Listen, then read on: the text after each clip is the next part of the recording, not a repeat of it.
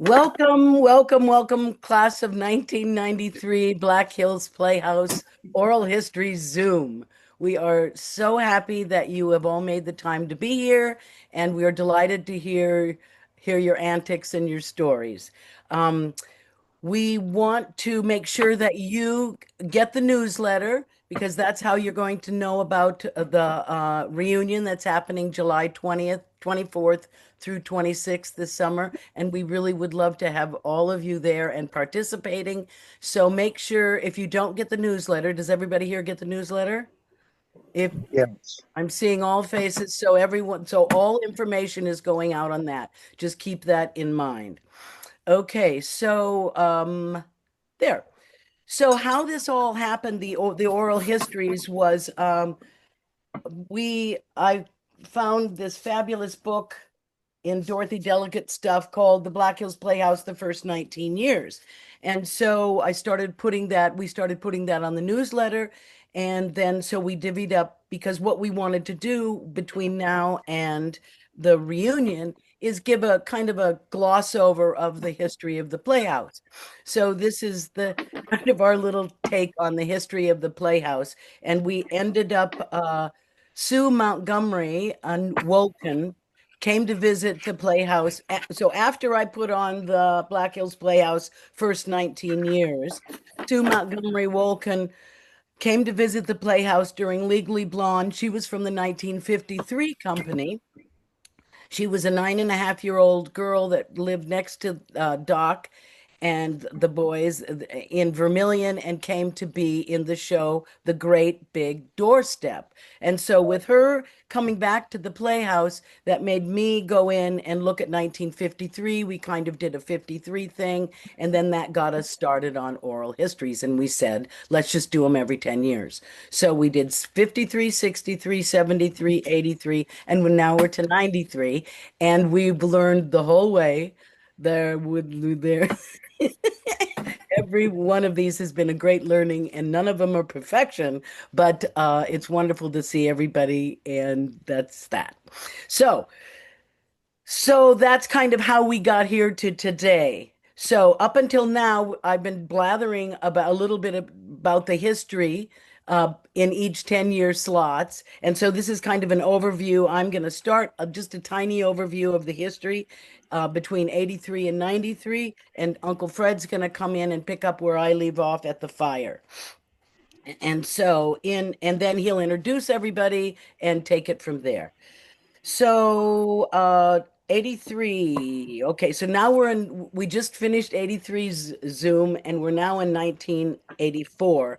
And in 84 at the Playhouse, Keith Warner from English National Opera became the first international director, and he directed two shows, My Fair Lady and Midsummer Night's Dream.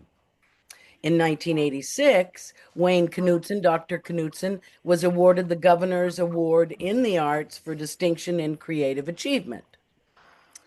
And of course, Lenny was still managing director, but at that time, the board was reorganized, as I understand it and read Dorothy's book, and Jan was hired. Lenny was managing director, and Jan was hired as artistic director. And in 86, they partnershiped in the management of the Playhouse for that season. Then, Lenny Anderson departed in 87. Dr. Knudsen was quoted saying that Lenny was the right person at the right time for the BHP. And so he left the BHP. Side note, he came to our house to house sit and ended up fighting the Longwood Fire, which burned nearly 10,000 acres just a few miles from our house. So he didn't get the vacation he deserved. So back to the Playhouse. Jan continued as artistic director until 2006.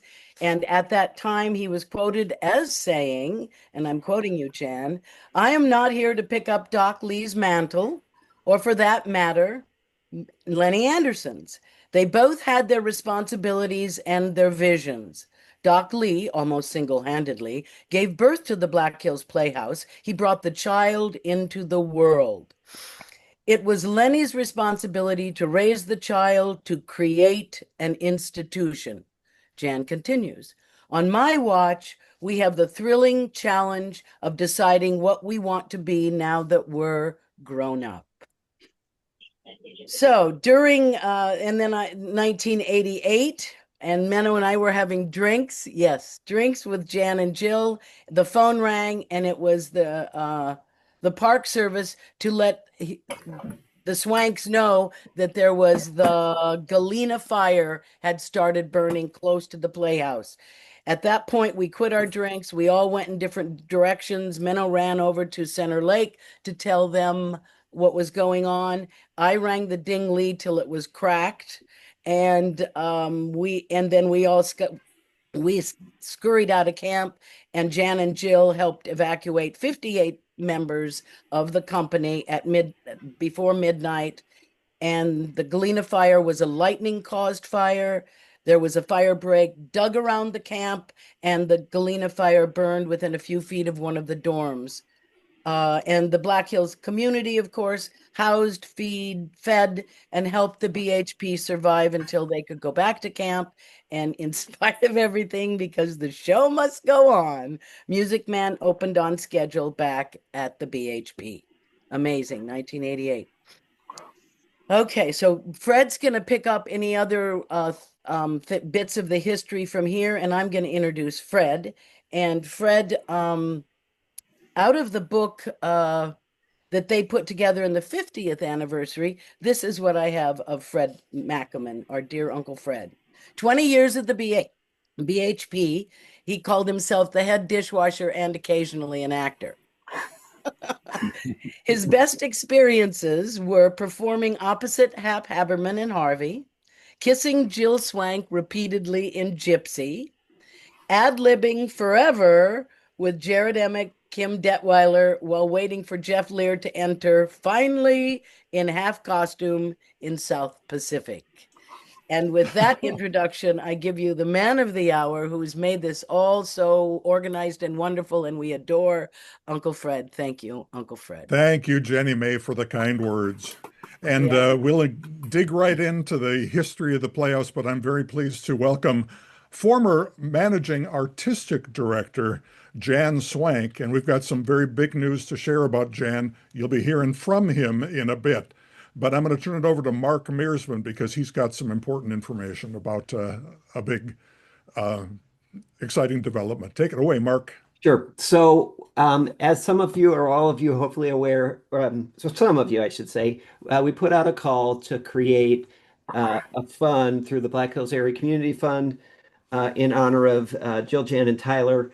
And we passed the dollar amount threshold we needed to do to establish the fund. So on Monday or Tuesday, I'm going to sign the paperwork on behalf of the BHPAA and give them a bunch of money to establish this thing. And so what you'll see, and this will come out in the January newsletter, hopefully, fingers crossed, because we're gonna get this all in over the next week, is a link to donate to a fund, and it'll say to honor the many years of dedication, talent, and service to the BHP. The BHPAA proudly and gratefully establishes the Jill, Jan, and Tyler Swank Creative Award Endowment Fund to be awarded annually to a Black Hills Playhouse / Theater 605 company member for creative achievement in any theatrical field, including administration and management. So, and the first distribution will go out this summer, but it'll be in perpetuity. It's on autopilot. It'll be distributed. The proceeds, the distribution will be done annually, and they'll award it on an annual basis. But we put it together with an initial group of people, put out a call, got an overwhelming response, got to the threshold we needed. Very quickly. Very quickly. We got Very there 2 or 3 quickly. weeks. And we met the threshold, and we'll put that into place. And in honor of Jill, Jan, and Tyler, I couldn't be more happy or proud on behalf of the BHPAA to put that in place for you and your many years of service. So thanks for allowing me to do that, Fred. And we appreciate everything that Jill, Jan, and Tyler did. So, enough said. And as we go off screen, hi, Jackie. We spent 10 months together touring 42 states with Sunday in the Park with George. I haven't seen you since then. Okay, bye. Hi. All right, I'm going to try Sharon here and pick up with a little bit more history that without trying to duplicate. Oh In God. '84, we had an original musical called Run to Catch a Pine Cone for a couple years there. In the mid '80s, there were postseason productions. Annie and Man of La Mancha. Back in '83, they did the first of those, Fiddler on the Roof. Jenny mentioned Eleni Anderson left. The Swanks came in. There were some years there with children's shows. In '89, a full stage plywood turntable was built for Corpse. It was used again in 1993. We'll talk about that a little bit. In 1990, Hap Haberman played Elwood Dowd for the fourth time, and I believe the final time. And interestingly, in '91, Oh, Doc yeah. Lee's Legend of Devil's Gulch was part of the regular season. We saw a change in music, computer generated orchestra. The sequencer was introduced for many musicals. There was a shift away from in camp auditions, more pre-casting of roles, thank goodness, and more tech staff hired extra big, thank goodness. And the AIDS epidemic peaked. We certainly lost some talented folks. I won't go through all the shows, but people watching the video can click on these if they're curious about a particular year. This is the year in question. We'll talk about all of these shows today and some things of note in that particular year. Haberman directed a show. It had been a while. Godspell was the only show to be produced a second time. They were all new first-time productions. Ruddigore was the third Gilbert and Sullivan operetta, and the Comanche tradition was replaced by Buffaloes. Here is the company that year. Same thing. People can pause later if they're watching this on video. Our first year folks, look at all those newbies. The second year folks were eligible to be the first Buffaloes. I'm not sure which ones did. I don't have good records any longer, although I know for sure Carl did. Shane Borden, he and I chatted recently. 10 years over, you can see those folks who'd been around for a while. We've got a couple of them on the screen today. I'm so excited about that. Some of the folks over the years were recruited by John Wiley, who joins us today. Now, these Wiley. 11 were all in the company member. They weren't all new that year, but they all came on behalf of Wiley. And we'll start our conversation after the introductions by looking at the life in camp. Some of these topics will come up. And just to remind you what the daily schedule looked like on a regular day, uh, pretty busy times there at camp. But let us begin by meeting the panel. I'm going to go first with introductions because I'm the host. Although when I'm done, we're going to call on people based on who had the most years of experience, starting with, again, the maximum number of years in 1993, not as of 2026. I'm Fred McEman, everybody. I'm coming from Minneapolis, Minnesota today. I'm a teacher and an actor. How I got involved in the Playhouse started in 1976, 50 years ago. I was in college at the University of Minnesota, Duluth, and the ACTF, College Theater Festival, was in Vermillion that year at USD. I was performing. Lenny Anderson was there, and he offered me a job. Well, I had another gig, so I couldn't take it, but the following year, 77, I did. I worked a few years at the Playhouse then, never more than one at a time. I always took at least a year off because it was pretty brutal. And then I loved it, but it was hard. And in '84, I kind of said goodbye to the Playhouse. I thought that's it. I'll do other things in the summer. But I got a call in 1989, I think from Damon Krall, to let me know that there was new management. The Swangs had taken over. They'd like me to come out and be in Corpse. Well, I did. And that began a run of 16 years in a row where I was at the Playhouse. Just Whoa. became a Woo, fixture woo, of the woo, place. woo, woo. In 1993, I was acting in Breath of Spring and in Ruddigore. But as always, I was a head dishwasher, ticket taker, and it kind of fell to me to be in charge of Buffaloes. And then after the Playhouse years, I continued acting every now and then, but always education came first. I retired from teaching, but I still work in a high school and just love it. So that's my story. I'm going to turn it over now to Meredith, who topped the list in 1993 with 13 years. Go ahead, Whoa, Meredith. whoa, whoa, whoa. Hey, you guys. Hello, everybody. First, I haven't had a chance to say hi to you all. Yes, I'm Meredith McEnroe Mearsman. I don't usually do the hyphen ever.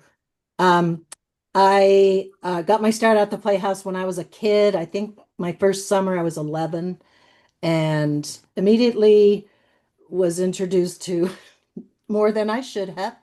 And I acted in a couple shows, one that Hap directed actually, The Happy Time, which was fun. And along the years, just met wonderful people. I came back solo 83, I think it was, and then a couple years on and off.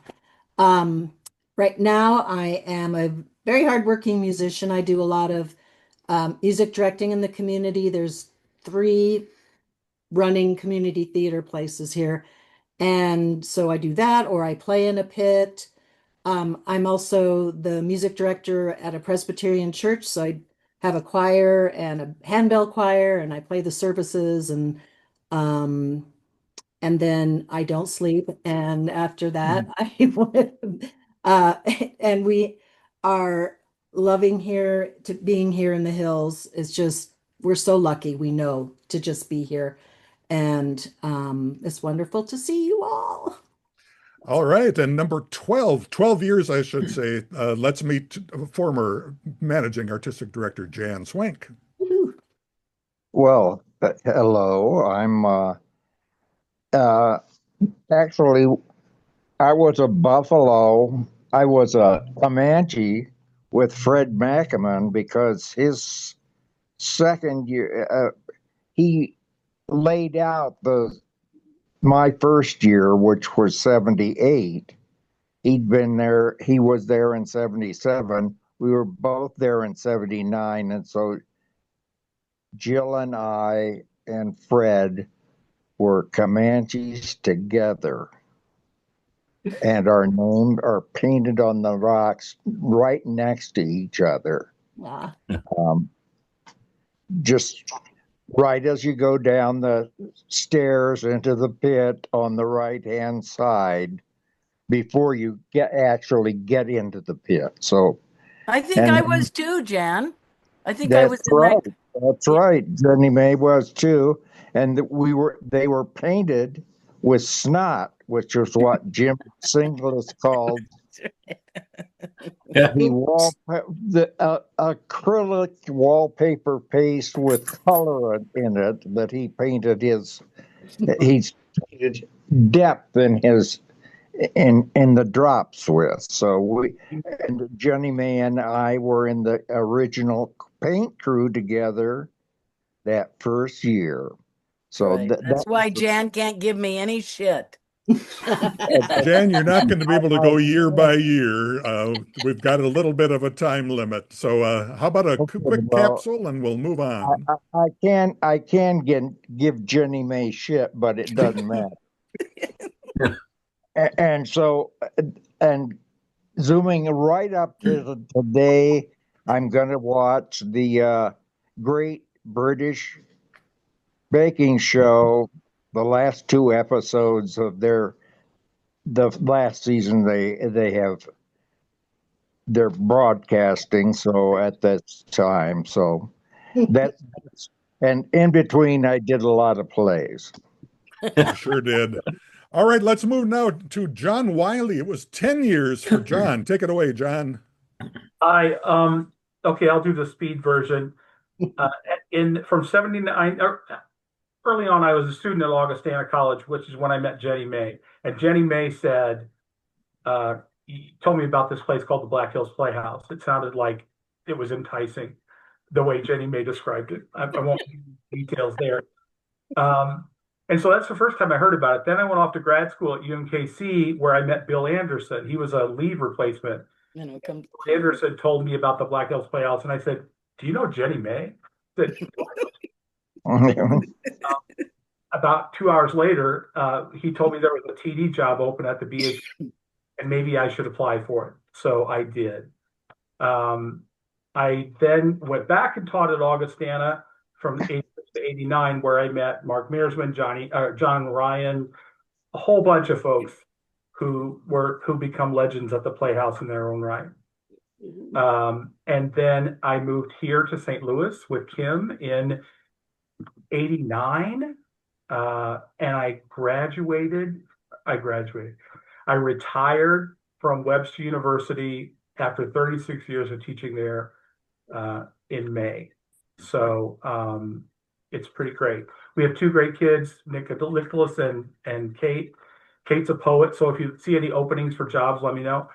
And Nicholas is about to finish his MFA at Carnegie Mellon and in technical direction. So we'll see Wow. how that all turns out. About CDs. Apple doesn't fall far from the tree. But most of my time at Webster, I have been a lighting designer, thanks to Jan Swank, and my career professionally has really centered around lighting design. So that's All what happened. right.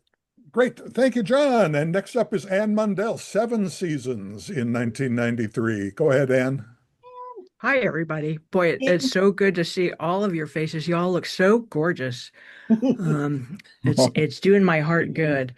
So, my story was that I was in tech in Boston at Brandeis University, and we had recently stolen a lighting teacher called Bill Anderson from John Wiley's school. And he made the same offer to me. He came up to me and whispered in my ear during tech because my set design advisor didn't show up, but Bill showed up. So I was excited to follow him anywhere. And I said, South Dakota, where is that? I had never been west of the Mississippi, and I think only once had I been. What? Thank you so much. Only once had I been west of Ohio. I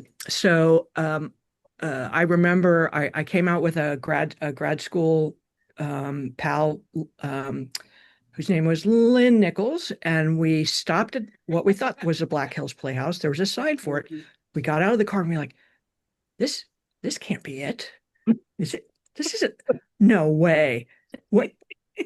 And we had a discussion about should we get back in the car? I mean, we just were not. This was not. It looked a little like Mars to us. And the first face that we saw was John Wiley's, who was walking slowly up and down the driveway with a hardware magnet, pulling screws to reuse out of the driveway. And we were like, "Excuse me, sir, is this the place we think to which we think we are going?" And he said yes. And then he very kindly helped us kind of figure out where to go. And probably about 24 hours later, I had completely fallen in love with the place, and was so excited to be there. I had no idea it was like Mars, but that was part of the best part. Mars was a wonderful planet at that point in my life, and at all points. So I'm forever grateful to Bill Anderson, who will remain always in my heart as an amazing teacher and mentor. But as much that as for the connection to the BHP. And that's the first summer I did, and Jenny may remember this.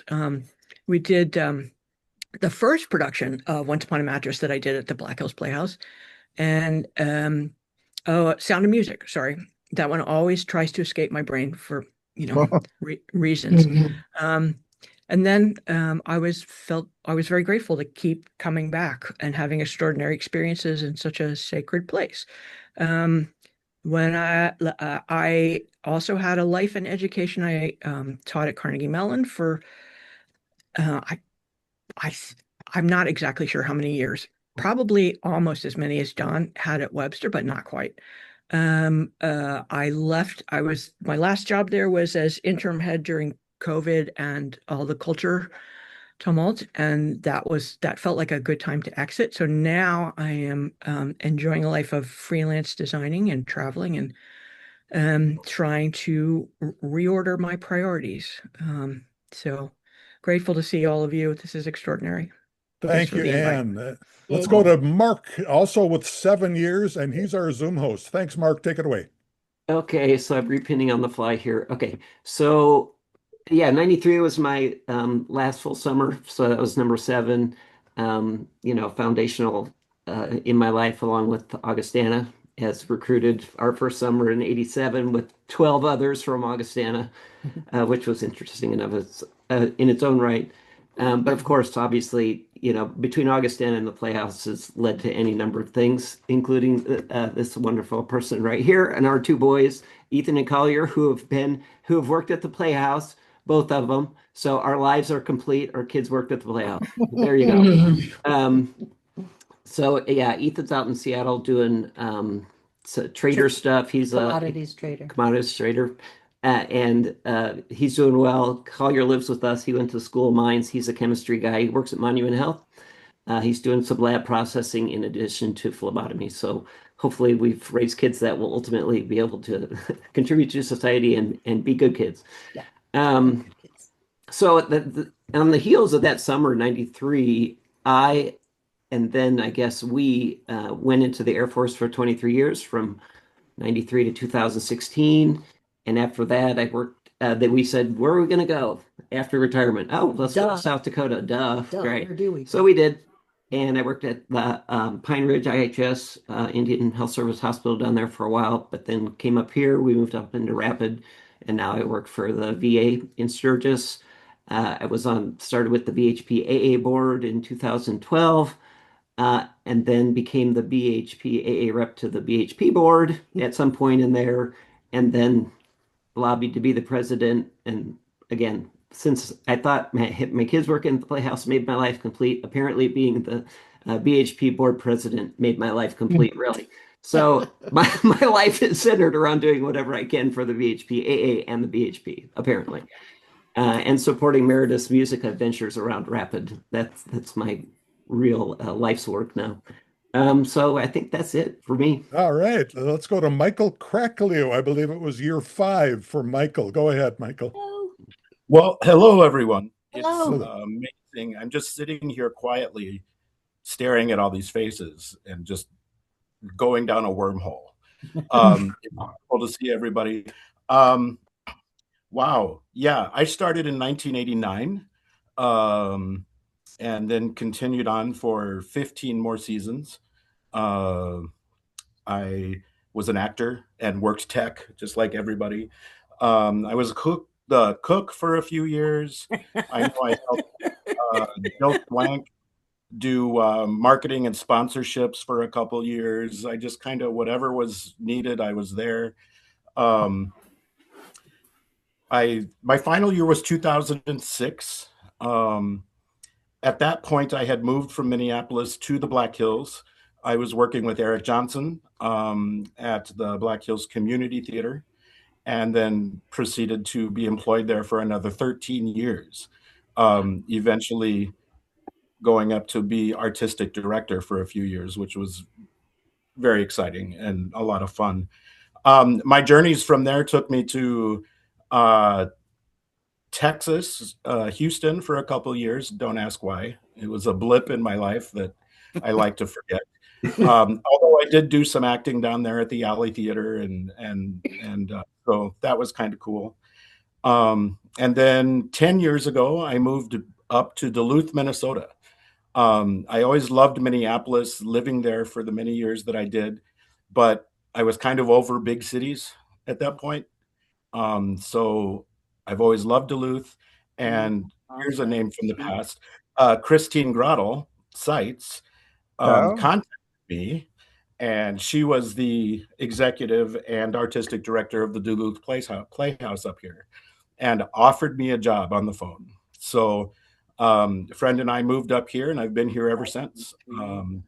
I work for a restaurateur here in town, which has been absolutely wonderful. And I direct and act at 2 different theater companies. So Wow. keeping active, trying to stay warm, and It's tough yeah, today. it Awesome. is very our tough. Very tough.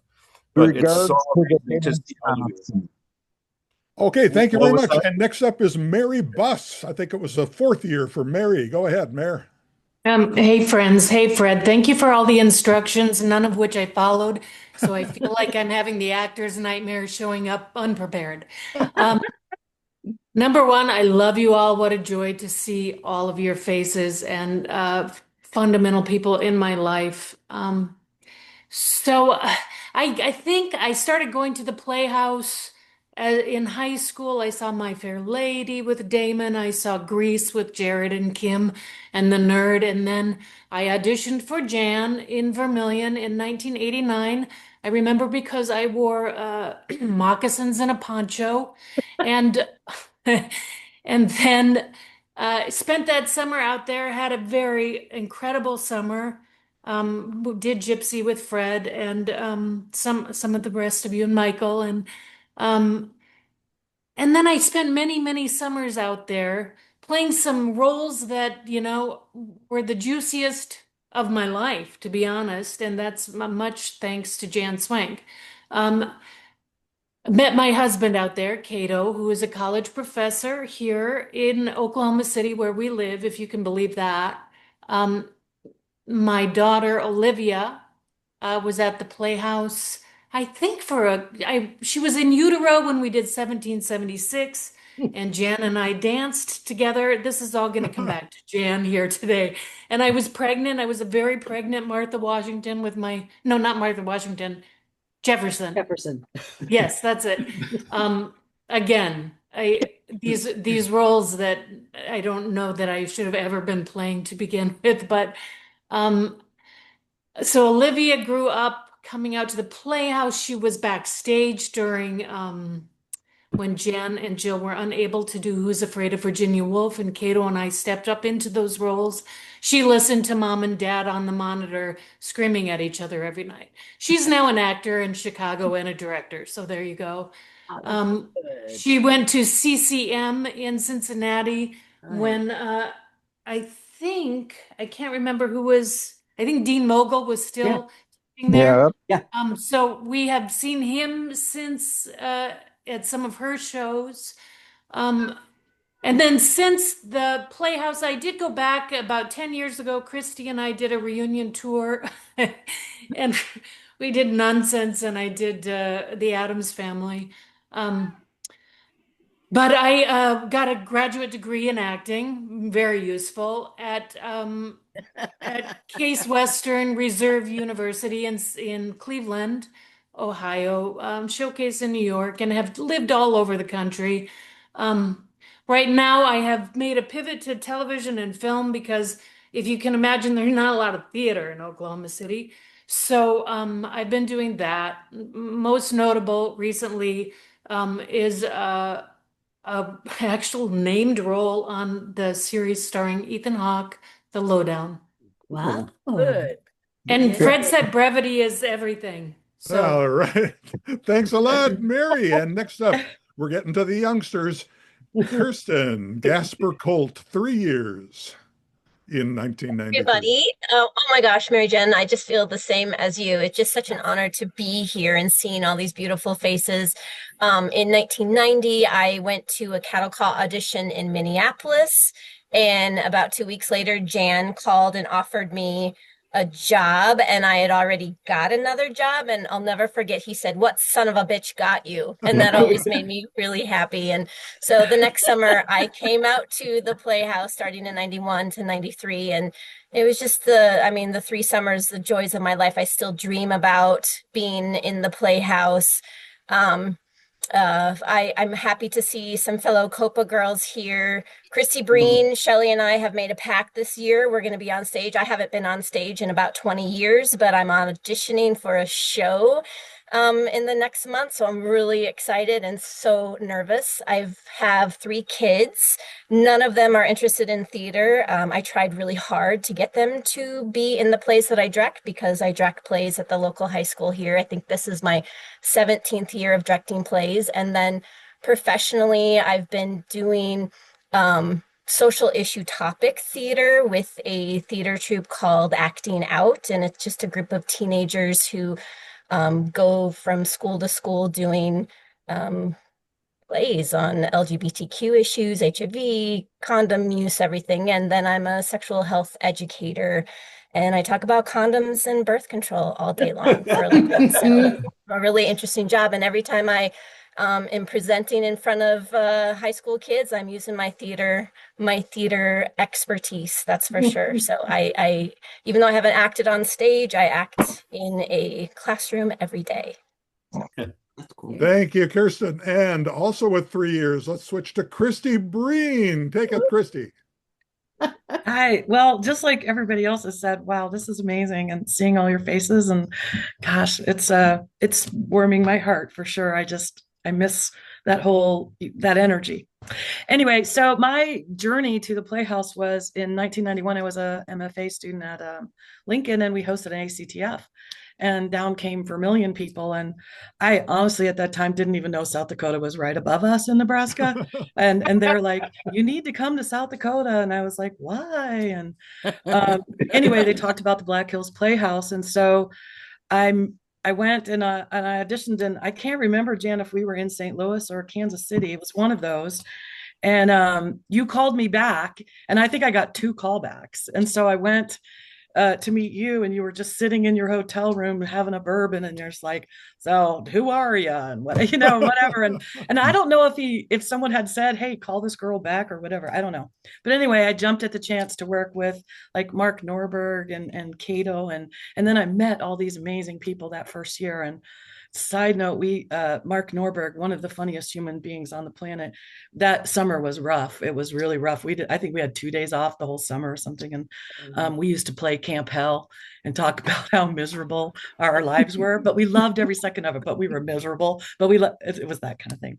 Anyway, so then I started something big in 91. I mean, I went back a lot, but then in 94, I got pregnant, and I reached out to Jan and Jill for 95. And I didn't think, because I had this baby, and they were like, bring her.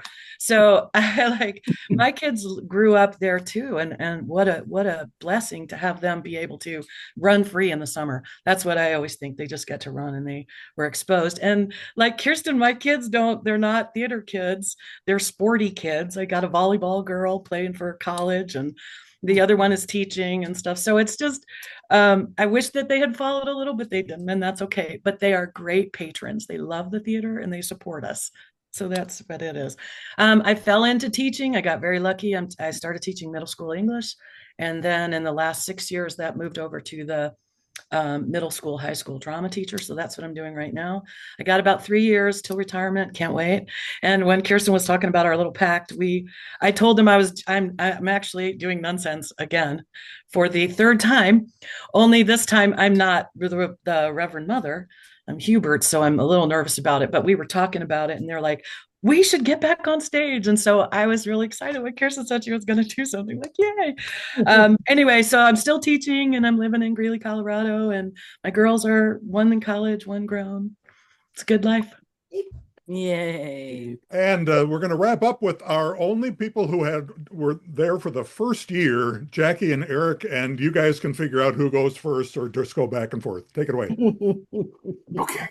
Hey, everyone. Hi. Eric Stein here, and this is just amazing to get to see you all. Black Hills is super important and precious to me and Jax. We actually got engaged on the footbridge in camp. So it's really, and we've been together 30 years now. Yeah, we just celebrated our 30th anniversary, and so just unbelievably grateful that Jan and Jill brought us out. We actually, our stories are very similar, so I'll go first, but I'm stealing some of Jackie's thunder here. We were on we were touring with the Nebraska Theater Caravan with a wonderful actor named Jay Lund. And Jay said, hey, you guys, you should, there's this great theater. You guys should audition for them. And we were like, well, it sounds great. And he actually called Jan and told Jan that he was sending us up to audition. And Jan was so great when we walked into, I guess we were at the University of South Dakota there and auditioned. And he gave us these incredible this incredible season, and we just fell in love with the place. And I wish, honestly, we did 2 seasons. We came back in '94. I wish sad we never came back. Yeah, well, I wish we were up there in the decade world, because we just absolutely loved it there. But silly ambitions, so we just kept working our way across the country, and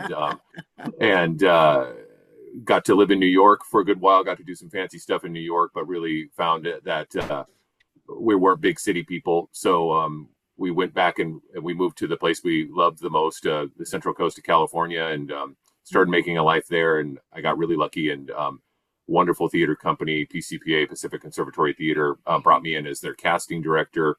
And I get to be an actor, and I get to direct, and I teach in the conservatory. I did casting director for 15 years, and now I'm an artistic associate with the company, and just feel super, super lucky. Yeah, Yeah. same. Yeah. Tell them. I continued as a professional actor until the pandemic, and then I thought it was a graceful exit. Now I run a catering company and do lots of work through that. But you guys are making me miss theater and being on stage. But this one takes care of it pretty much. So, yay! Happy to be here. All right. And I think that's everybody. Raise your hand if we missed you. I think we got everybody. I'm going to switch to a video now, if I can make this work. It's not from 1993. I don't have any. A lot of it's from 1994. So full disclosure, but a lot of you are in it, and it's just to kind of get you in the mood. Feel free to chat. I've got the sound turned off. So if you see something you recognize, holler out, and let's get going on our reminiscence. It's fun.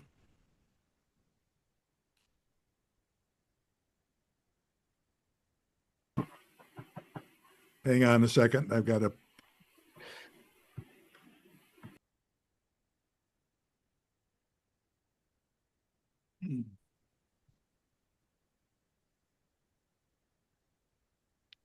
Are you guys seeing anything yet? Not yet. Well, Yes, yes, we now we are. are. Yes, we are. Oh my God. Oh my gosh. That's Uncle Fred's porch. Oh my See Brian. Stevie Ryan. I got a little Eagle. Tyler. Oh, No, she does. Oh. Hey. Yay! Yay! Oh my God, that's us.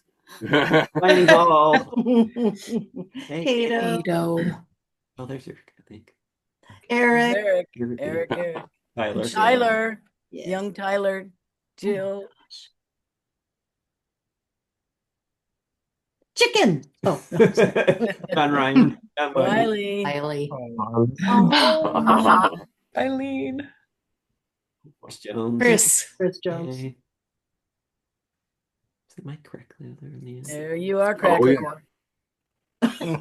Brad Hoskins. Oh my He's in gosh. Tyler. Tyler. Oh. Oh yeah, that's Camelot. Mm-hmm. Oh. Oh, Eric. Those are some short shorts. Well, what's going on there? Christmas. What show is this, you guys? No. Christmas. Christmas. Christmas. It was Christmas. We were acting out a skit with the foreigner, I think. Cool. Yay, Christy. Ron. Oh, there he is. Oh my Lord. Ron Moyer. Oh, Kim, yeah. Aw. Penny. Oh, Penny. Oh, there's Fred. Yeah. Shake Barn. There's Brad. Brad Hoskins. Yeah. And Hinkle in the background. Oh, that's cool. That's Carl. Carl. Yeah. Oh wow. Help. Making strike easy. Oh, look. Swear by saying. Yeah. Very helpful. Oh, Mary Jane. Oh God. The Copa. Oh no. The Gilmobile.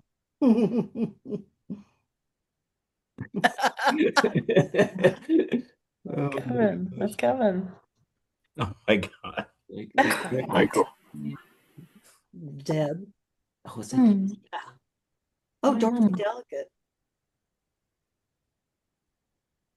Oh, What was her name? Eileen. Eileen. And her. The groundskeeper. Yeah. Ah, there you go. Oh, Christy. She's got the T-shirt. You got the T-shirt. Yeah. I'm wearing that T-shirt today. Are you? Oh. Oh yes. Yeah. Oh, yeah. Oh, the ball. Kim Detweiler. Oh, Hail. Oh, hailstorm. Yeah. Oh my gosh. wow. Aw. Oh, the gold. Oh pen. yeah. Hey. Oh my God. The What gold. in the gold pen? Damn. Uh-oh. All right. Hey. Let's spend just a second Close it out with the reminiscing about living in camp. Jackie, why don't you start us off? You were a newcomer that year. Do you have any first impressions that you remember? Well, I remember, like Anne, I thought it was really rustic. I wasn't sure when we pulled up, just the same. I wasn't sure if we were turning around or not. But yeah. I'll never forget just trying to figure out how to find the place. I remember we talked to Jill on the phone and she was like, okay, you're going up the mountain. And then when you see a payphone, turn left. And then when that road ends, turn left. And when that road ends, turn right, and we actually went back to visit probably 2000, and it was in the fall after the camp had closed, theater was done. We went back to visit, I want to say like 2008 or so, and I remembered the instructions. I drove right to it with all of the dirt roads and the payphones and everything. Like a homemade pigeon. Magical. Oh man. I remember when you guys arrived in camp, you parked, I think, just a little bit, right between the theater and the snack bar. And we were in the snack bar, and a bunch of the actresses were all standing around. We're just like, we want to see who comes out here. So Eric, you come out, and you're 1,000 feet tall, and we're like, oh, okay. And then we're waiting for Jackie to get out, and she gets out. We go, is that his little sister? That's great. Yeah, she's tiny, but she's in charge. Never had any doubt. Wiley, the first thing every day was staff meetings, and most of us didn't go to those. Any thoughts about what that was like? They all kind of run together. It was all pretty much the same. There was a little resentment that I think that most of us we have to get up a half an hour earlier than everybody else. That was a bit of a problem, Yeah. but it was all pretty easy. Jan ran a tight ship as much as possible out there, and I thought it all went. It wasn't. Staff meetings don't really bring much to mind. My favorite staff meeting was the one where I was a little bit late, as always, and so I opened my front door at staff, and there was a buffalo on the porch, like right there. Bam! Slam the door again, and I'm like, "Oh man, what am I going to do?" So then I crawled out the back window of the apartment, and like ran through the woods, like up the hill and then back down again, so that I could get to staff, lest I miss something important. Dedication. Yeah, the buffalo in front of the front door was always a good excuse when you're late. Sorry, couldn't get there. There was a buffalo in the way. You all remember As we all know, buffalo are dangaroos. So. We named it Lloyd. It was Lloyd that summer. Oh yeah. Avoid the Lloyd because of the Domino's pizza. Avoid the Noid. So we all thought we were clever. gosh. His name is Lloyd. Avoid the Lloyd. Wow. Oh my gosh. That's so funny. I'm going to shift gears here so that we can make sure we get to the shows of that summer, and going to start a little video here to kick that off.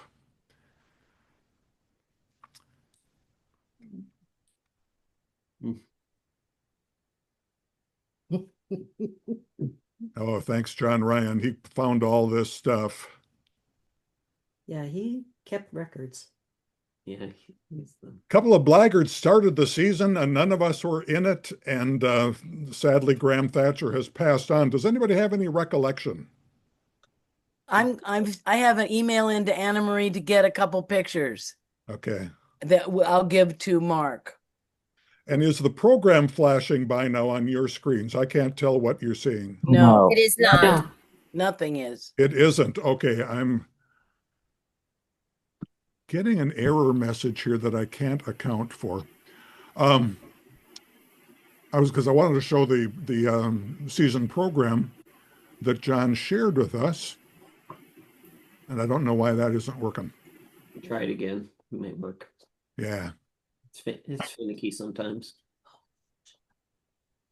There you go. There it There is. we go. You're in. Oh, You're in. Okay, good. It's finicky. Don't know what I did differently. Okay, we kind of skipped over a couple of laggards, but let's pick up here with noises off. Mhm.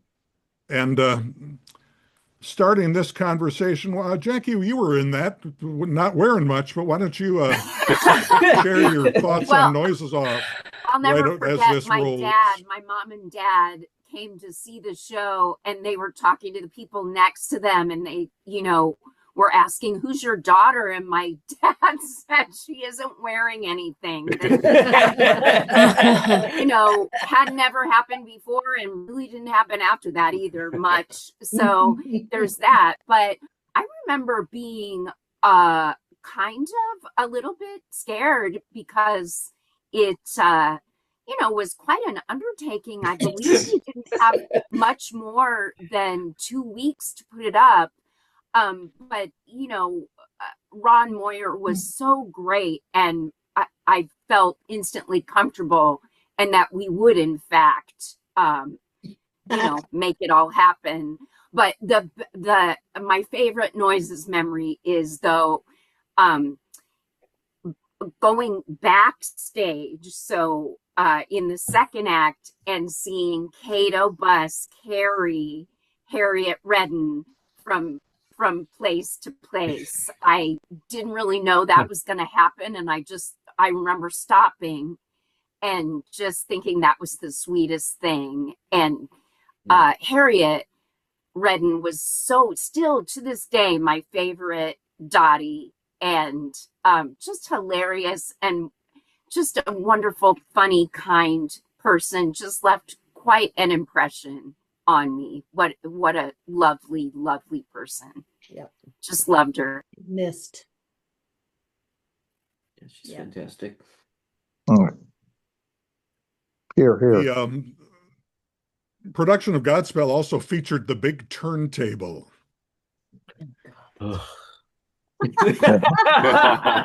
And Wiley and Ann Mundell had some experience with this turntable as well. Anything you'd like to share about the big turntable? Did more acting than most of us. It had an interesting birth. Kelly Helligus was the technical director for Corpse, which was not this year, but I think it was the first. Wasn't it the first time we used that turntable? Yeah, John Wiley. Yep. Okay, I'm glad you remember. I remember being lazy, and things like exactly what we're watching were going on, and I was sitting in the house for some reason because I'm lazy, and everybody was working really hard. We'd been up all night, and I hear this little voice from the catwalks. And is it supposed to be in the middle? Oh no. And that was Brad Hoskins, who I think was very reluctant to speak up about this because, I think he didn't want to be the messenger who was killed. And I said, yes, it's in the so it was 2 feet off. Yeah, so, I'm sorry to interrupt, but go. You sent all these for the smallest, yeah, exactly. The skinniest techies got the honor of crawling underneath. So we sent them underneath. They bolted all the casters on the rings that we had drawn, and it was all 2 feet off center. It had taken us about 2 hours to get to that point, and so then we had to decide what we were going to do next. As I said to Anne recently, this is one of the greatest lessons of my life. I tell my students all the time, stop, go back, and fix it right.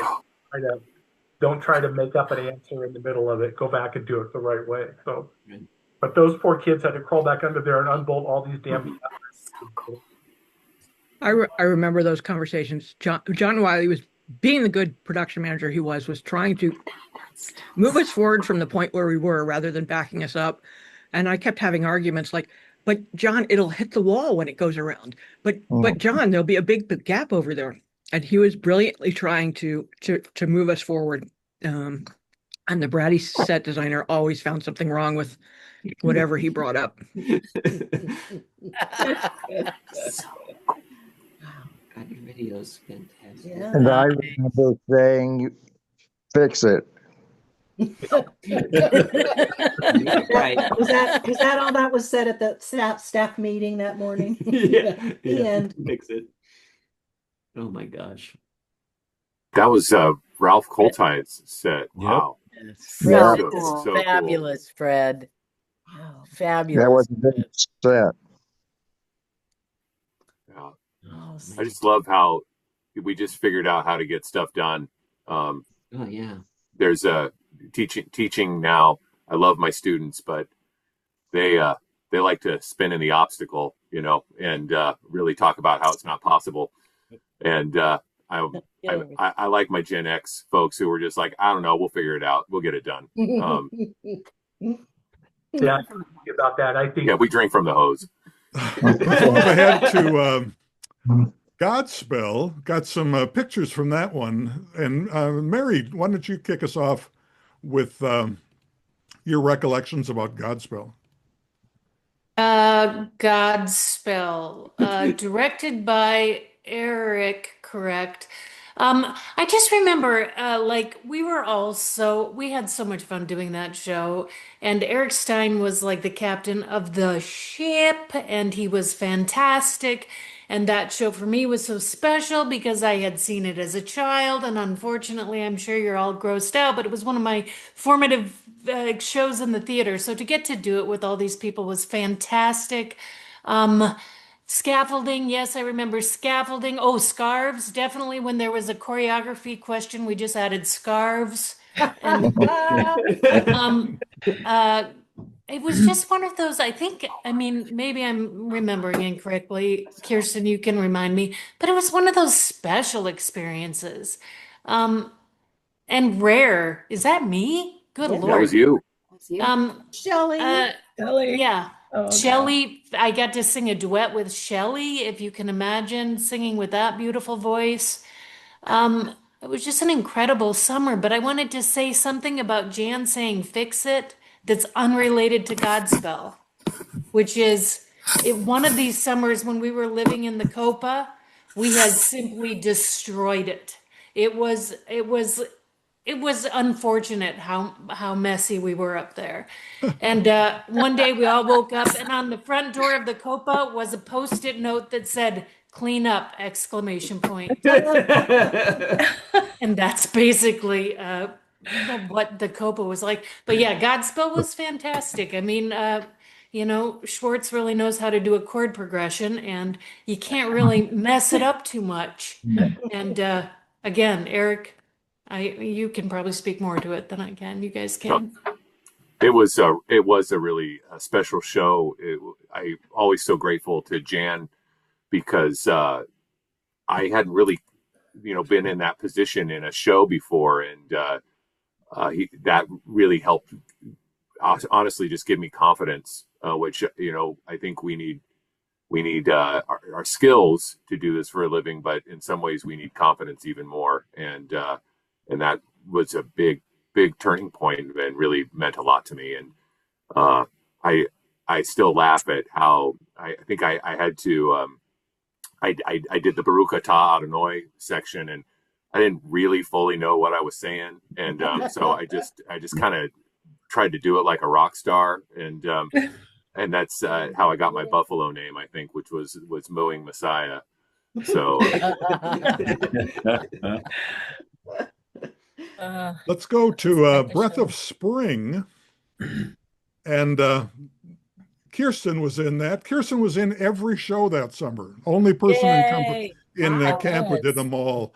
We don't have any pictures, so Kirsten, I paint wasn't us a picture supposed of to Breath of be. Spring. Somebody, I think Kim Wiley had to leave, and so I ended up filling in for Kim. But I do have pictures of Breath of Spring, and as Fred knows, I just was ripping my house apart yesterday trying to find them. But I have all of these pictures of all of us trying on fur coats, which is quite amazing to me, for those of you who don't remember, Breath of Spring was a show about fur thieves, and we actually had real fur coats. Like some coat company let us borrow, I mean, probably 10 fur coats, and Eilers furs. Eilers furs. Eilers furs, and we did treated them with respect, I suppose. I don't know, but it was really a fun show, and I, for some reason, a line that I had in there was "Recognize me, what?"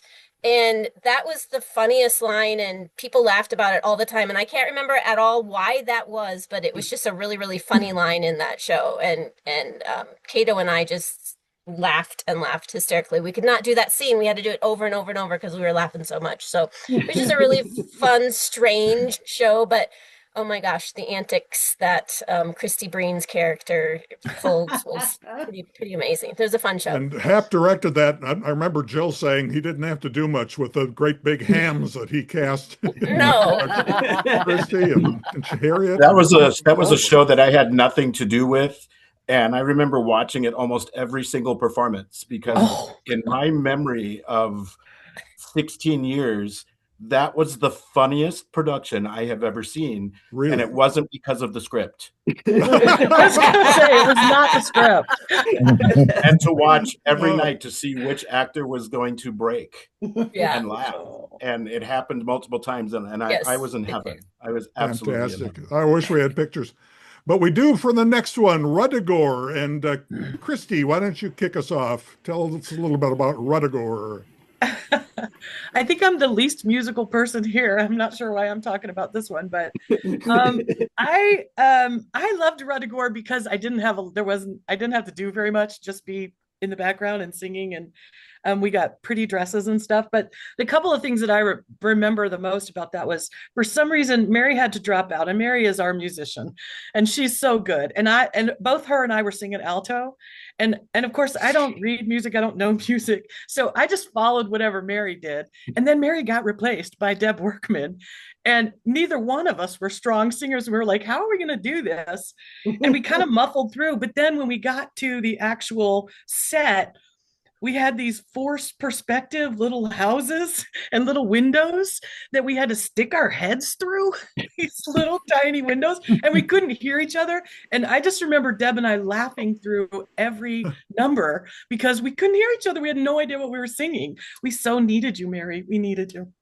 The other thing that I remember about that was this, similar to what Jackie was talking about, Harriet, who is brilliant, just was brilliant, was having some trouble breathing, and she had to get to the other side of the stage, and Rob Morgan picked her up, and he would run with her all the way backstage every single night. And it was just beautiful. It was beautiful. And then Harriet would have this big smile on her face because she just got carried all the way around backstage. It was so fun. Ruddigore was actually a lot of fun. And I can remember being on stage. The last one was with Eric Johnson, and again, I told you I'm not a musical person, so I start singing whatever Eric Johnson's singing because he's next to me, and he literally stops singing and he says, "You're singing the tenor line." So that was Ruddigore for me. I was a blast, and all of us with our little corsets and standing in line. I think Kirsten had a picture of that, with all of us standing in line helping each other into our corsets every night. We had this big, huge line with Harriet at the front. And then whoever, I don't even remember who, I think Harriet didn't have to do anyone. And then we had a costume person in the back. It was a blast. I had a blast. My recollection of Ruddigore is so slim. I always joked that I had a costume fitting during the read-through, and I never knew what the show was about. I came on at the end of Act 1, and then I was a ghost in the second act who came through those cool right, yeah, the portrait things. What a show. I remember. I love the design for that show. Jan's concept was so cool. Everything was two-dimensional, even the props. So like when holding a candle. They even in the curtain call presented me with two-dimensional bouquet of roses as or whatever, and I had them for probably 20 years. Yeah, we took them with us everywhere. Gorgeous set and costume. Who designed it? Is that Anne? Who designed that? Oh no. And Yeah, Ann. I was gonna take credit for all sound problems in pretty much every show that I designed. So that all of that where you couldn't hear each other was completely my fault. I We remember. forgive you. I'd And like to let's go say back that to Christy. The last show of the I just want to season show you. was I gotta show you real quick. Wait. Meredith had something too. Yeah. Go ahead. This is the costume that I wore. This was my Christmas present that Sandy Sequoia, that Sandy, the costume director, made, and Oh, she man. made this. She Oh, gave this wow. to me for Christmas, and Oh, I love this. yay. She Oh, lost so her cool. hair clearly, but that was such a fun costume I got to wear, and I have a comp. okay. This is when the we were up in the balcony. I was up in the balcony, and we had that kid. I don't know where he was from, but he was the accompanist, and he was supposed to sort of be the emergency guy. And that one show where we had the thunderstorm and the power went out, so it was just the emergency lights.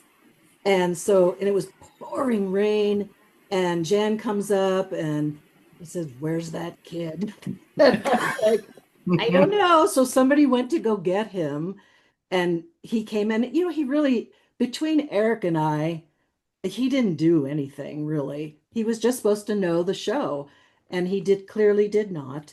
And when he got there and he started playing, and Jan's standing there just, and I just feel this energy coming off him. I'm like, oh shit, what he's done. And I don't remember what you said, but it wasn't very kind. Yep, I remember we thought he was sitting on the piano. We just thought, oh, he's just sitting on it. And the tempo. the tempos and everything. He didn't know anything. But I also remember Eric Johnson. Do you guys all remember what we renamed the show? It's Naughty. Say it. Rubba Whore. Oh, nice. Nice. Coming back. There's a That tough show. Yes, right. There's a tough show. But I remember Eric Johnson and that one crazy number, that wild number, where it was a patter song, and he just made shit up. He just made up lyrics, whatever he wanted to say. But nobody knew or cared. But on stage, you guys were, holding. Eric Stein and I knew and cared. Yes, and trying not to explode with laughter. And oh my gosh, it was. If you all know Marion Reed, it was sort of a Marion Reed moment in made up her. What is this about your father and my German Shepherd? Oh my God. Anyway. It was an exciting show for me because I had just performed the same role, Richard Dauntless, in Minneapolis the year prior to this summer. And so when I was offered that, and I don't think Jan knew that. I don't think I told Jan that. I got that same role, Richard Dauntless, and I was terrified. I was absolutely terrified because learning acting and, wanting to do everything differently and come from different angles. And I ended up playing it the exact same way I played it in Minneapolis because I couldn't escape it. And it was so fun. That cast was so fun. And Eric and Jackie we were kind of a trio in there for a while on the show. And it was there was so much support and love. And Michael, you were great too.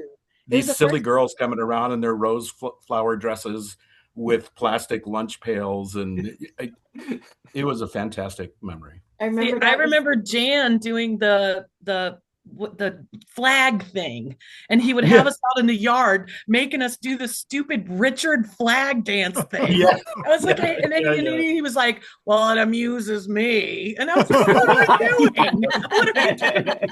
It was hilarious though, and I'm sure it played well.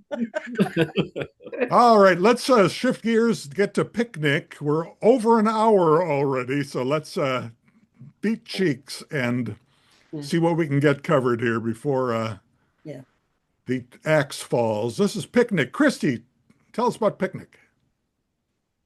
What, me? Yeah. Okay, that wasn't in the email, Fred. Okay. Picnic. It was in the email. I loved Picnic. I loved the set for Picnic. I think that was a Tim Case set, I think it was. And Picnic was just beautiful. It was such a beautiful story. I mean, we do so much craziness out there, that it was always lovely to have those real moments on stage with people. And I can remember that moment at the end with Shelley and I. That was just a beautiful moment.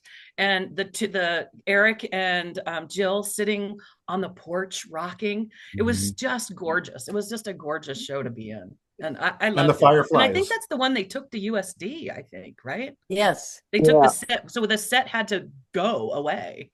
Yeah. Love Mary Jen's costume and that white It, dress. it really was such a special show, and so cool that we got to do that play in addition to Noise Us Off and Ruddy Gore and got, you know, and it's just such a great, you know, end of the season. I remember, first of all, Cato Bus was just so incredible, and he was always so kind to me, and yet for some reason I was always a little scared of him because he just seemed like he just like walked out of a Sam Shepard play. And he's just so kind, and so and I just, to get to do scenes with him, I was in awe of him the whole time. Yeah, that work, Christy. I mean, that was amazing. You were so young, and all of those levels. That was amazing work from all of you, really. One of my favorite things I've ever seen Eric Johnson do is his what's his name? Howard and Rosemary. Yes. My favorite scenes on the whole Black Hills Playhouse stage were those two. Yeah. Mary Jen, you were just absolutely born to play that role, and you were incredible. Yeah. Yes. Well, and I forget how heartbreaking you were in that. It's all coming back to me now. And Jill P.S. was so beautiful in that Cato did role. walk out of a Sam Shepard play in his mind. Yes. Hey, you guys just keep chatting, but I'm going to roll some pictures here that Eric and Eric and Kirsten sent, and just have that as background. But go ahead, keep yakking away. This is fun. My good friend, I just wanted to say this. You know, we were so lucky. Jan always picked a show in these seasons. We talked about it as the art show, where we really got to kind of do the things that we would have dreamt of doing if we didn't have to worry about selling tickets. And I mean, if you saw Mary Jen in Petrified Forest, you know what I'm talking about, right? These are some of the most magical moments in my career that I ever saw on stage. And when Jill dropped to her knees to beg Howard to marry her in Picnic, I mean, it just still brings tears to my eyes. It was such a beautiful moment. And we were fortunate that we got to do those kinds of shows, as I say, in addition to the, you know, some of the schlockier stuff that we were forced to do. Forced. Oh my God. He's a great I loved volleyball, loved playing that. The whole bouncing the ball off the wall as part of the volleyball court was just so cool. Oh man. Yep. Some people hated the wall. But for those who knew how to use the wall, it was great fun. Yeah. That's awesome. Oh my gosh. Boy, Eric Johnson, what an amazing man. Still, Jackie and I were talking about him as Selsden. I'll never forget him as Selsden. He would come up, he was playing him kind of blind, and he would talk to me like his eyeball would almost touch mine on stage. It would make me laugh every time. He was hilarious. Oh my God. It's a resort. It is. That's Uncle Fred's porch. Oh. Those dresses. Gosh. Oh my God. That must have been a matinee between a matinee. Oh, that's awesome. Cute. Volleyball. We're all doing a little dance there. I don't know if y'all remember that.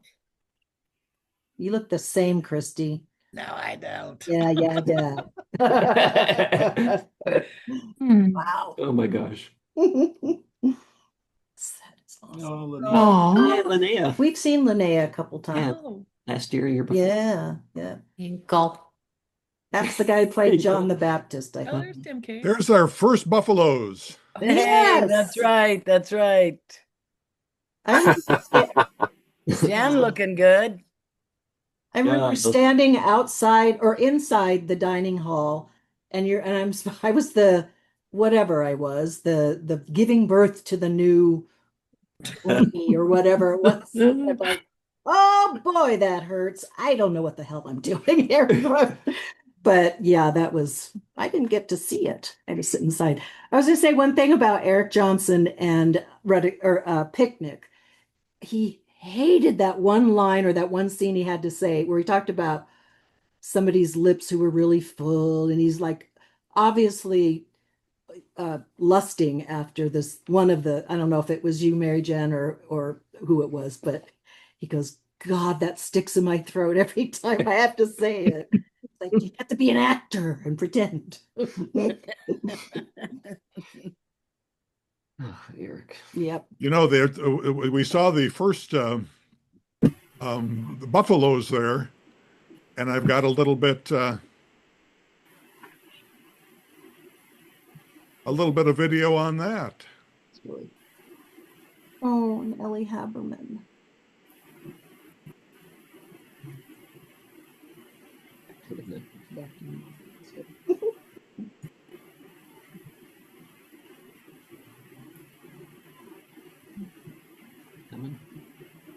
So how many of you are coming to the reunion? Boy, we sure wish we could. Oh, Just gotta do the job here in the summer season.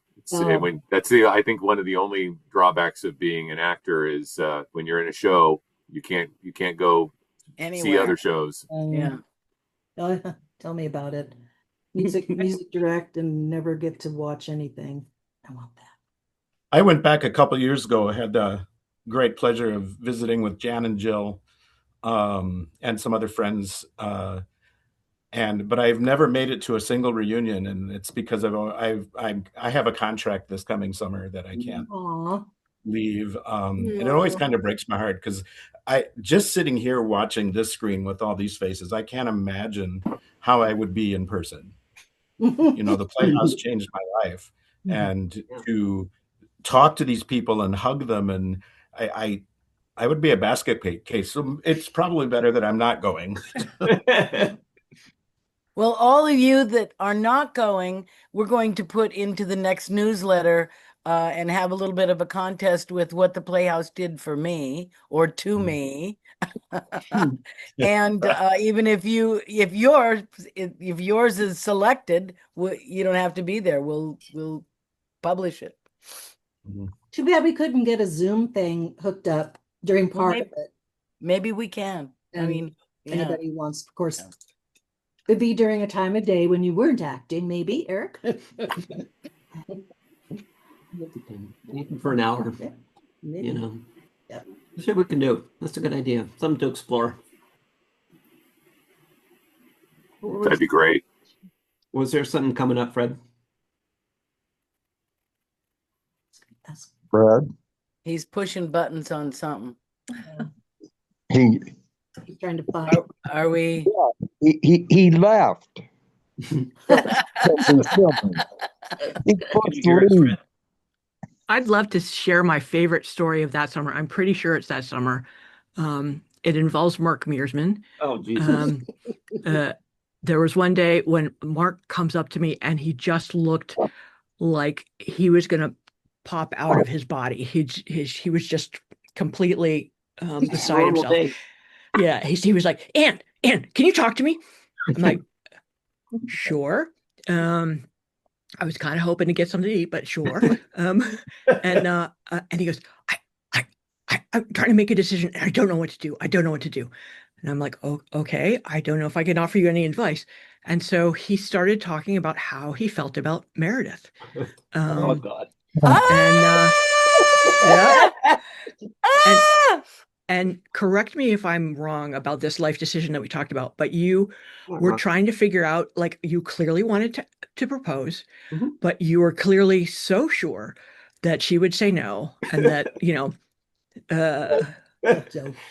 I was that sure that she'd say no, huh?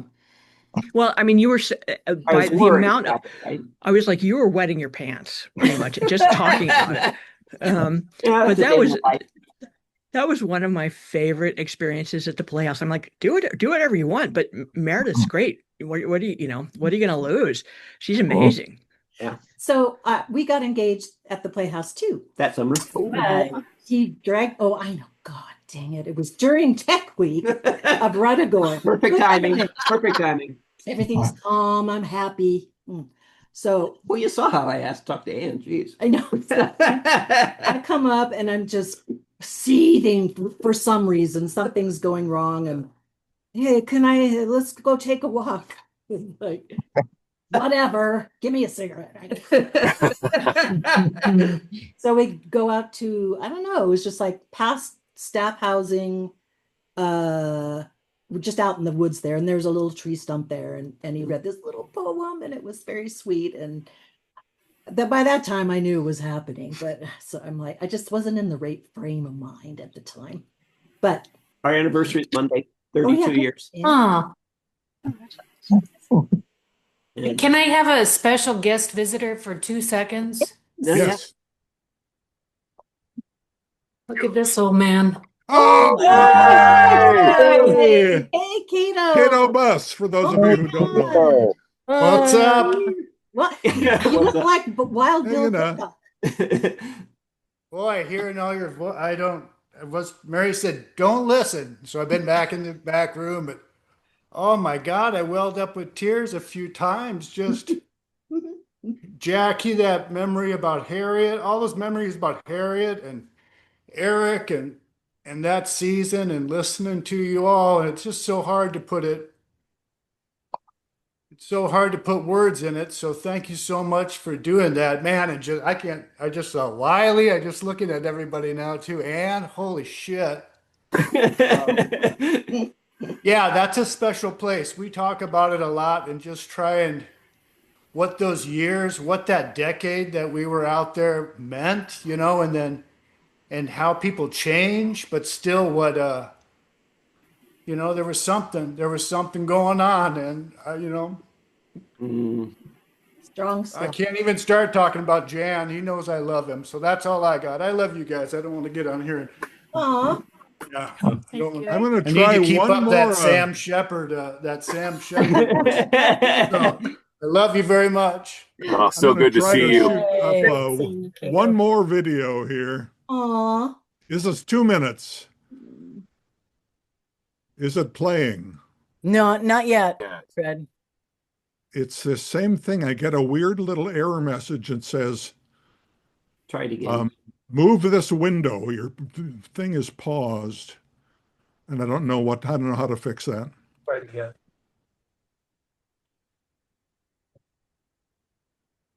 You did it. Here we go. It's going to happen.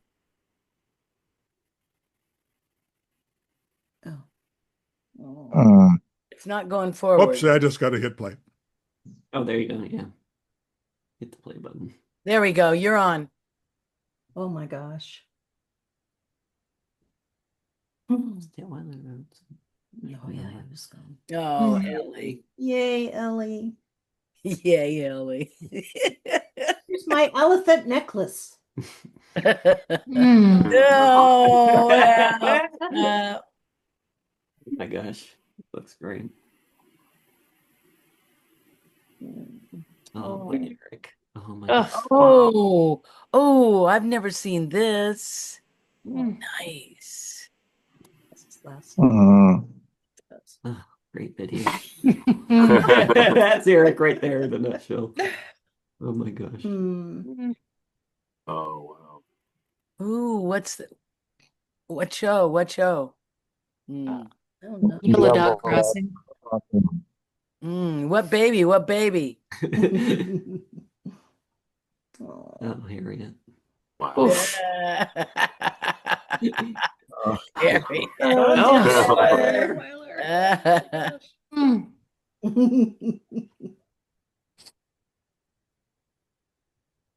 Oh, Flint Stelzer. Wow. Oh, I don't know him. He was very quiet, and he had dogs. Nice pictures. Yeah, video too. Wow. Huh? That's awesome.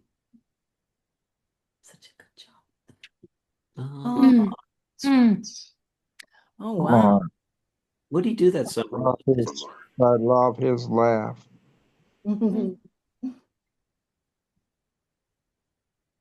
oh, And Thanks, Fred. Yeah, that was awesome. in That was memory. nice. Yeah. Jenny May, we're at an hour 24. I don't know how much longer we can go, but you wanted to give people a chance to talk about the reunion theme, what the Playhouse meant to me. And Cato, when he was on, shared a little bit. Does anybody have anything they'd like to offer on that theme? You know, I always look back and, I connect a couple, just the talent and, people, when you're surrounded by all the talent, and it just ups your game. And that's kind of the story, I think, what we've heard from people across these and, talking about what the Playhouse has done. But being surrounded by the talent and you're always, always doing challenges all the time. Every challenge is new.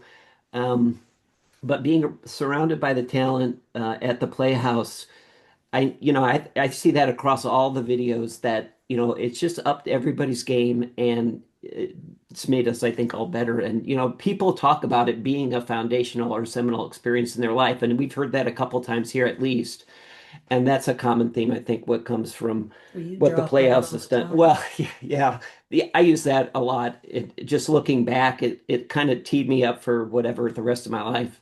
Just that Military. period, both at Augie and the Playhouse, and that combination helped me for the 23 years in the Air Force and subsequently at the VA. So that's kind of how I look at it.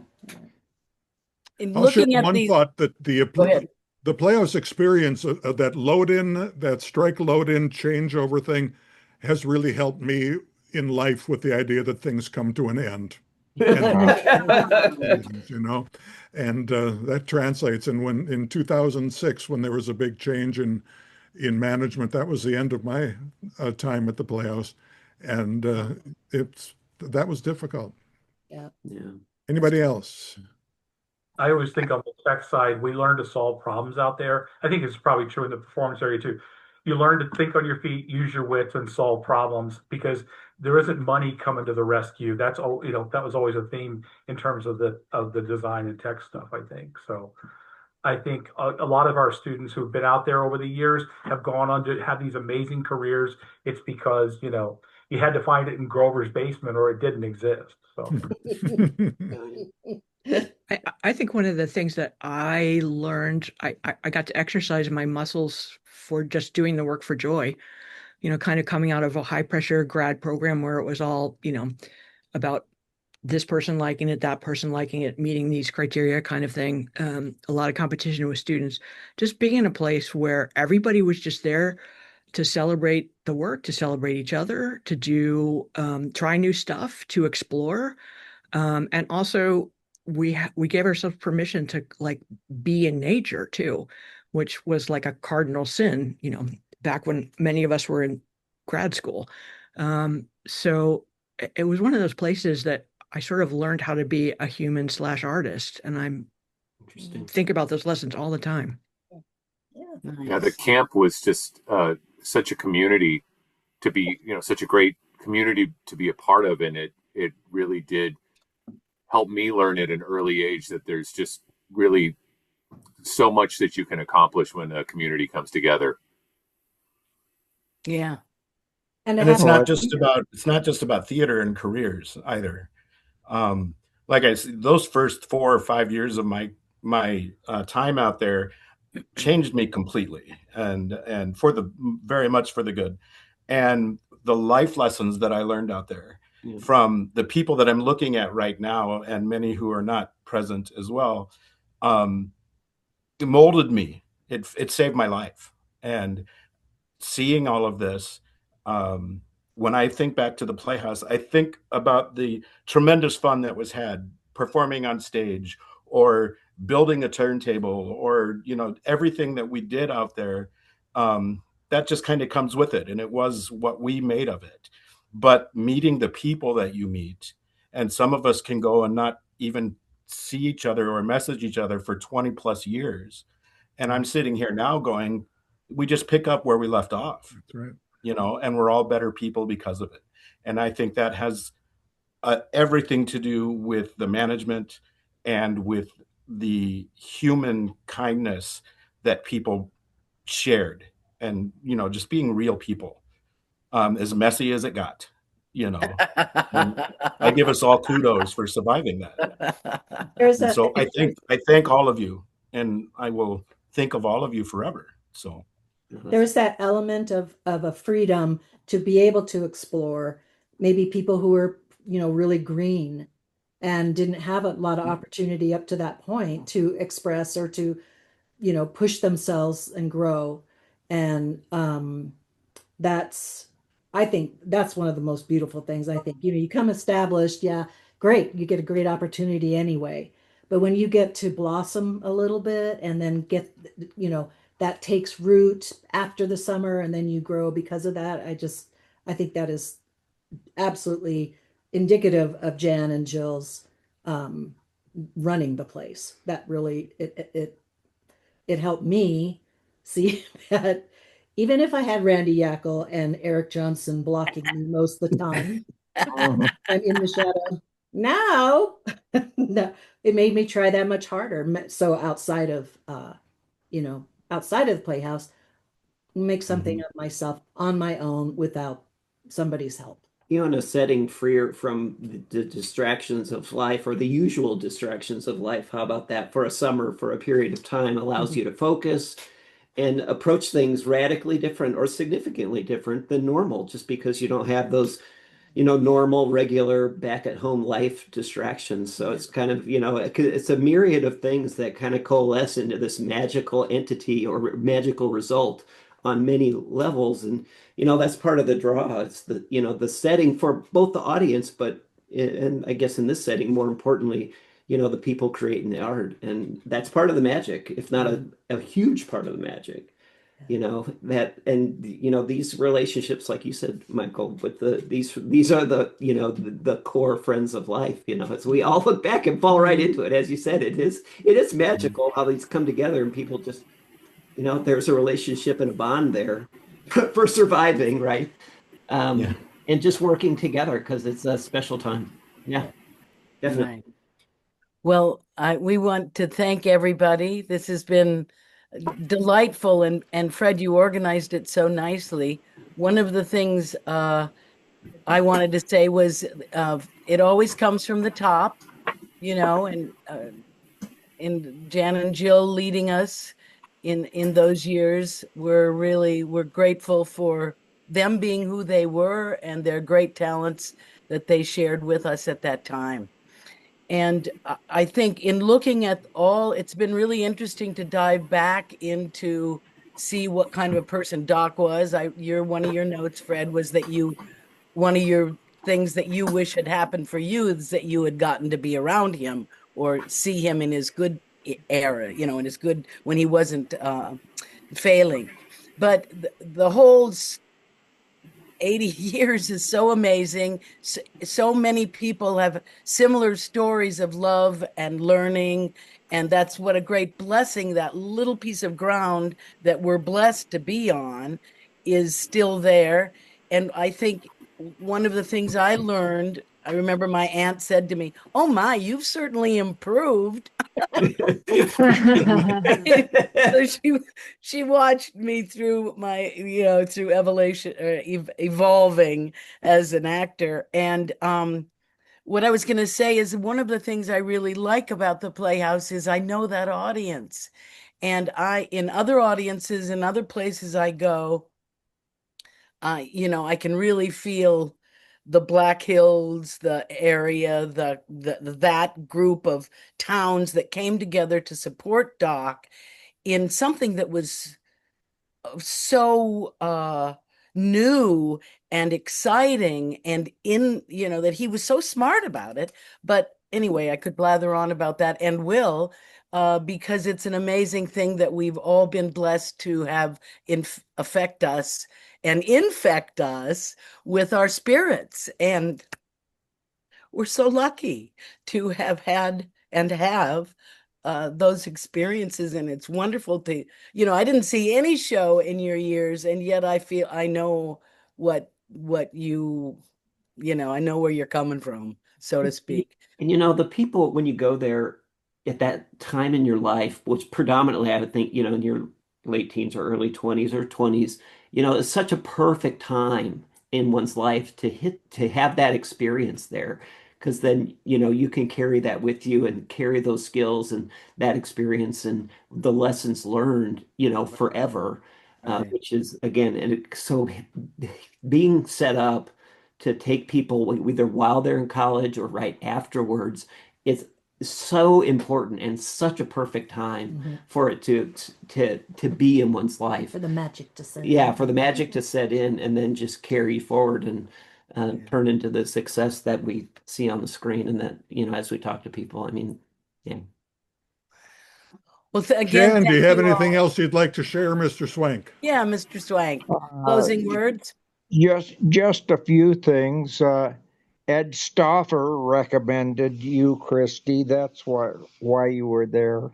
Oh, Just Okay. so you know that Ed recommended you. And I remember asking Wayne Knutson what kind of a director Doc was, and he said he made a better legend than he did the director. Just so you know. And All right, Jenny May, if I've got your permission. First, any yes. last thoughts? Yes. Any last thoughts from anybody? Because we're overtime here. We need to wrap up because nobody's even gone to the bathroom. Thank you. Anybody? And we're of the age. No, thank you all. All right, we're gonna close here. I want to thank you all. It's been fun. I think we exceeded expectations. You were marvelous. And bye-bye. Mark, you can close us off. We'll stay on the screen a little bit. Thank you, Recording Fred. will end, but You did a great Yes, job. thank you, Fred, for hosting us. Great to Thank see you you, all. Jan. We love you, Jan. Yes. We love Jill I too. love you all. Yes, love to We Jill. love you. Love to Jill. Well,